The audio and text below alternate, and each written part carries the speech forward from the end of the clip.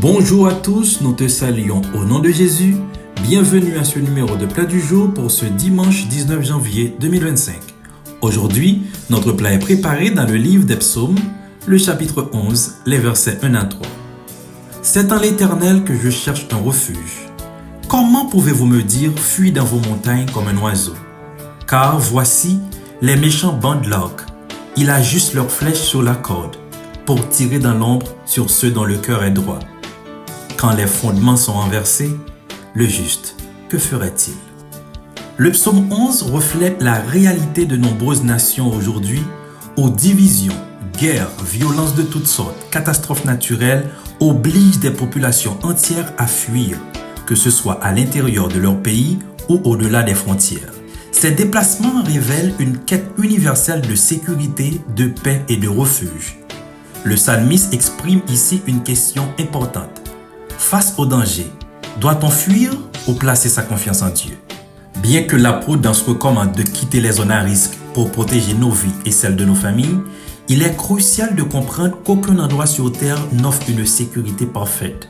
La vraie protection ne se trouve pas dans un espace géographique ni dans des forces armées destinées à protéger, mais dans le refuge spirituel que Dieu seul peut offrir. Ainsi, le psalmiste nous rappelle avec assurance dans le psaume 91, versets 1 à 2. Celui qui demeure sous l'abri du Très-Haut repose à l'ombre du Tout-Puissant. Je dis à l'Éternel, mon refuge et ma forteresse, mon Dieu en qui je me confie. Face à un tel chaos, un tel déclin, un tel niveau de déchéance, prophétie qui est en train de s'accomplir actuellement dans plusieurs nations du monde, où le péché bat son plein, où l'immoralité, l'inhumanité et la méchanceté atteignent leur paroxysme, le psalmiste dans le verset 3 a aussi posé une question prophétique. Car je suis certain que beaucoup se posent actuellement une telle question. Ils demandent, quand les fondements sont renversés, le juste, que ferait-il? Et pour répondre à cette question, l'auteur de l'Épître aux Hébreux ne passe pas par 4 chemins. Dans le chapitre 10 et le verset 38 de son épître, il nous rapporte la réponse exacte de Dieu. Il dit, « Mon juste vivra par la foi, mais s'il se retire, mon âme ne prend pas plaisir en lui. » Et Pierre nous assure dans 1 Pierre 3, verset 12, « Car les yeux du Seigneur sont sur les justes, et ses oreilles sont attentives à leurs prières. Mais la face du Seigneur est contre ceux qui font le mal. » La réponse est donc claire. Face au bouleversement actuel, le juste n'a aucune autre alternative, aucun autre refuge.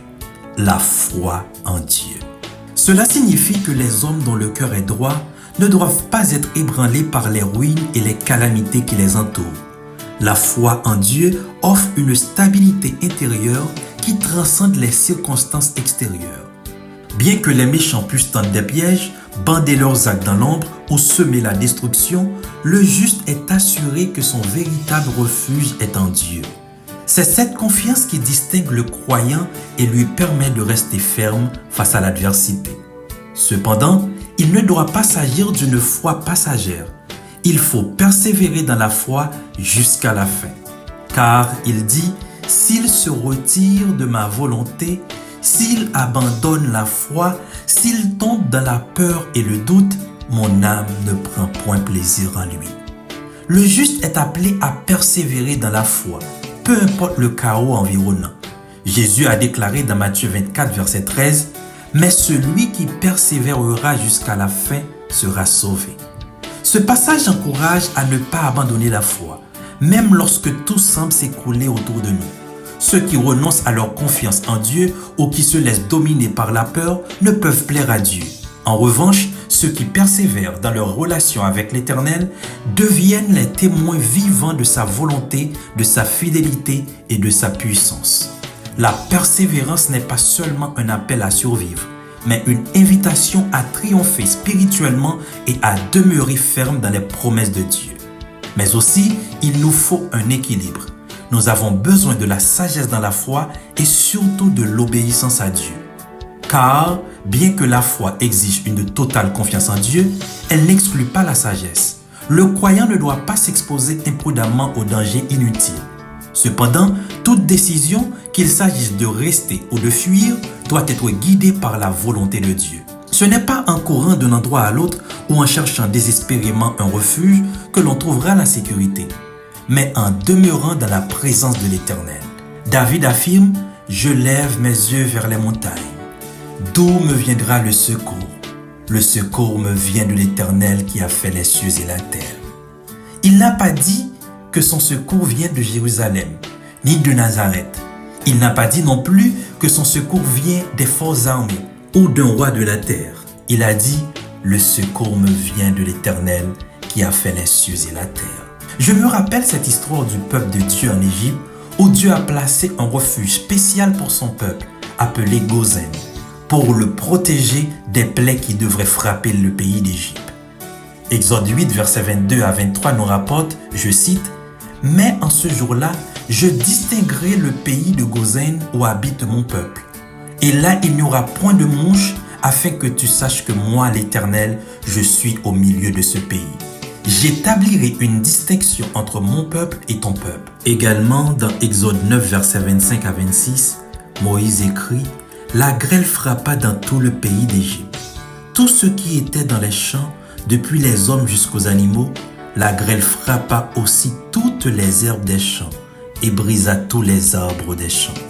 Ce fut seulement dans le pays de Gozen, où étaient les enfants d'Israël, qu'il n'y eut point de grêle. » Bien-aimé, toi qui m'écoutes en ce moment, peu importe l'endroit où tu te trouves, si tu arrives à avoir de la foi au milieu de ces bouleversements, je te garantis que Dieu peut créer un Gozen spirituel pour toi et ta famille, afin que les situations actuelles ne t'atteignent pas comme il l'a fait pour son peuple Israël. Le juste est appelé à se tenir ferme en Dieu, malgré tous les maux du monde. Que nous soyons confrontés à la guerre, à d'autres formes de violence ou à des catastrophes naturelles, nous devons nous rappeler que Dieu est notre refuge ultime. En persévérant dans la foi et en choisissant la voie de l'obéissance et de la sagesse, nous proclamons que Dieu est souverain sur les temps et les circonstances.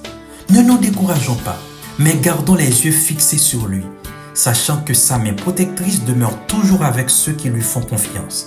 Et ainsi, nous pouvons répondre à cette exhortation à une foi inébranlable. Comme il est écrit dans le verset qui suit, dans Hébreux 10, verset 39, « Nous ne sommes pas de ceux qui se retirent pour se perdre, mais de ceux qui ont la foi pour sauver leur âme. » Bon appétit, bonne journée, soyez richement bénis au nom de Jésus. Merci bon Dieu, vous bon moi parole ça. L'aime décourager, libre moi force. L'aime grand l'aime moi soif, moi supporter. Parole ça gain beauté il la donne. T'as pu pas quitter le passé au matin. Pour pas prendre rendez-vous avec moi. Ça me pas jeune